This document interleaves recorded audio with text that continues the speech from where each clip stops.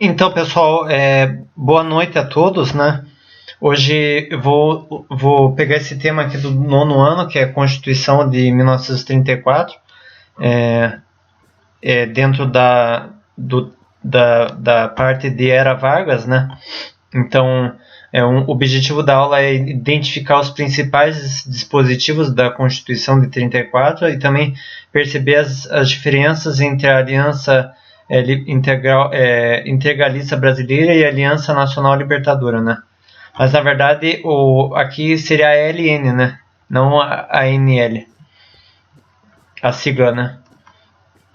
Então,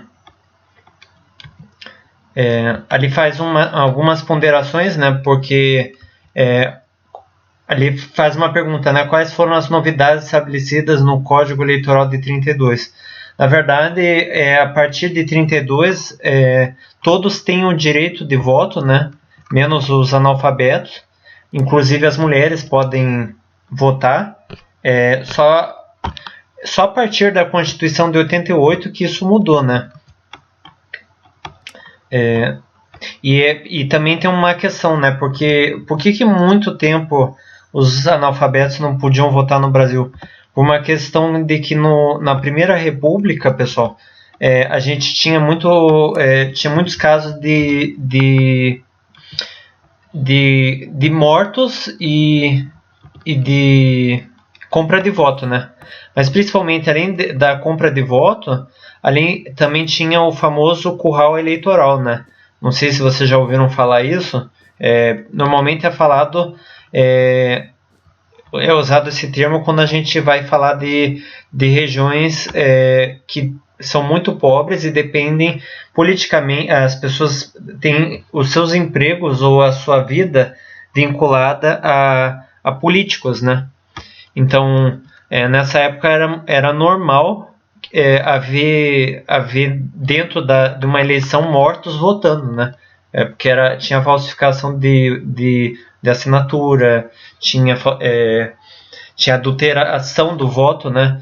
Então, essa questão do voto secreto, ela surge a partir de 32, né? Então, ali faz algumas ponderações, né? Você lembra porque a reação paulista ao governo Vargas de 32 foi chamado de Revolução Constitucionalista? O Estado de São Paulo declarou guerra ao governo federal, alegando defender a necessidade de uma Constituição para o Brasil. E também faz uma questão, né, de quais foram as novidades estabelecidas no Código Eleitoral de 32.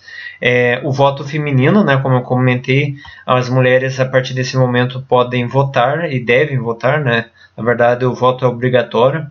E também a questão do voto secreto, que mudou bastante em relação às eleições anteriores, e a questão da justiça eleitoral, porque a primeira Constituição republicana de 1891, ela obrigava o Congresso a contar os votos.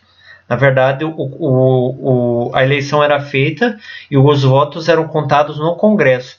Por isso que muitas vezes vocês ouvem falar que a eleição no Brasil, nesse período, era cartas marcadas, né? Porque os políticos, eles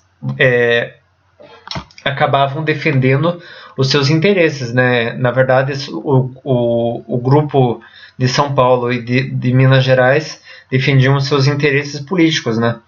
E a partir dos anos 30, a gente começa a ver a questão do fascismo e do comunismo muito presente aqui no Brasil, por exemplo.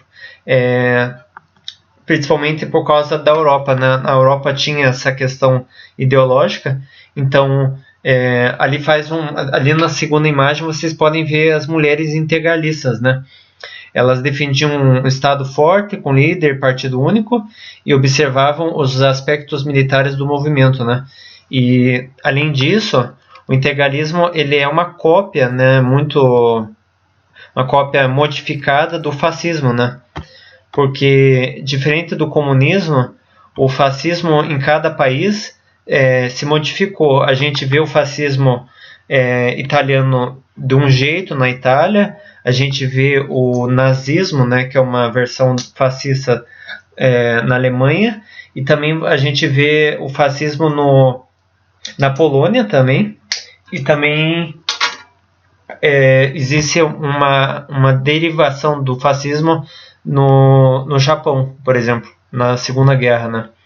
Então ali na terceira imagem vocês veem que a primeira deputada Carlota Pereira de Queiroz, ela foi a primeira deputada eleita no Brasil, né? E ali faz um questionamento, né?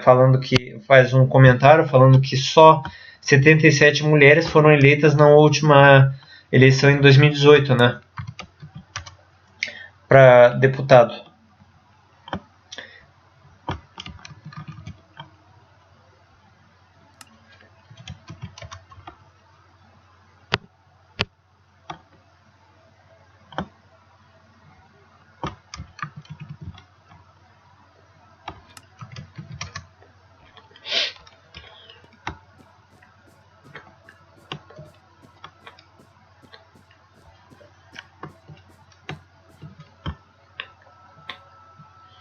A Constituição de 34, ela foi um resultado da Revolução Constitucionalista, né? Por quem lembrem, pessoal, é importante, eu vou até comentar isso no quiz. São Paulo foi muito prejudicada pelo governo do Getúlio Vargas, porque foi o único estado que se oposicionou à eleição dele, né? Porque quando teve a eleição dele, ele teve apoio de Minas, Paraíba, Rio Grande do Sul, Paraná e outros estados, Rio de Janeiro também, mas São Paulo tinha um interesse diferente, né? Porque o interesse de São Paulo era eleger o Júlio Prestes presidente e não Getúlio Vargas. Então, a Constituição de 34 ela é um resultado dessa revolução, né? Porque foi por causa principalmente do descontentamento de São Paulo, né, em relação ao governo do Getúlio, que era um governo ilegítimo, né, na visão deles.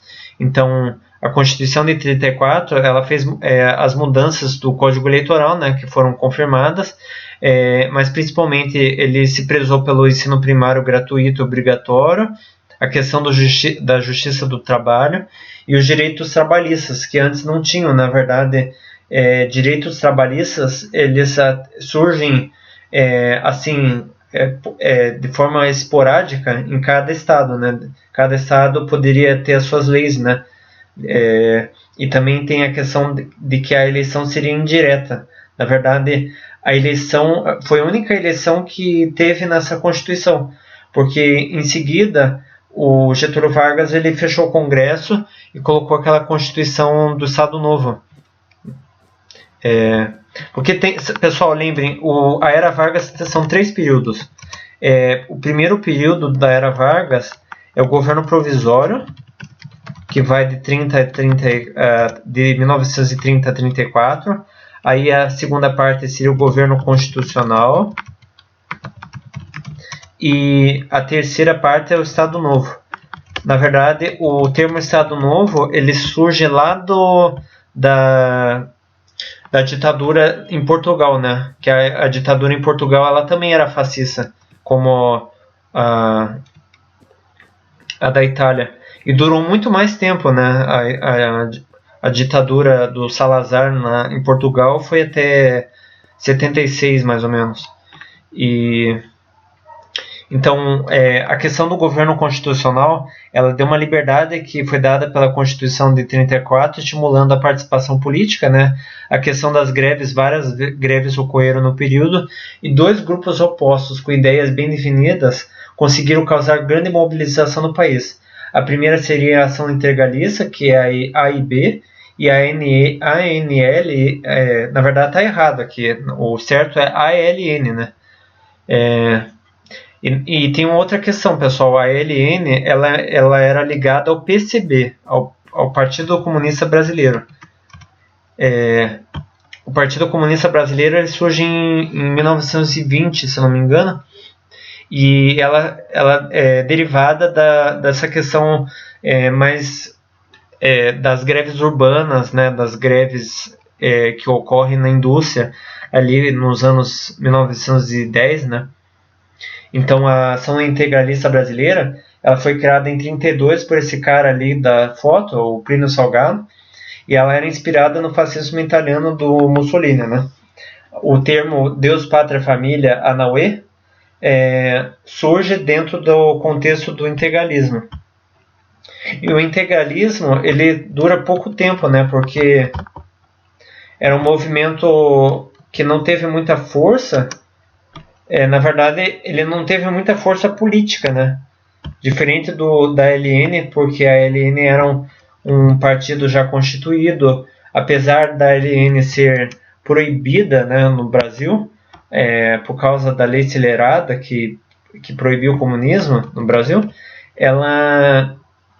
eles eram um grupo atuante mesmo na clandestinidade, né?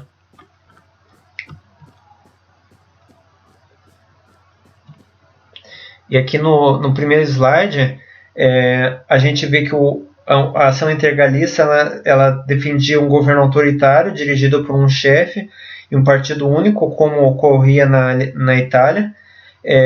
Havia um predomínio dos interesses da nação sobre os indivíduos, né? Aquele termo, aquela frase do Mussolini, tudo dentro do Estado, nada fora do Estado, ela entra dentro dessa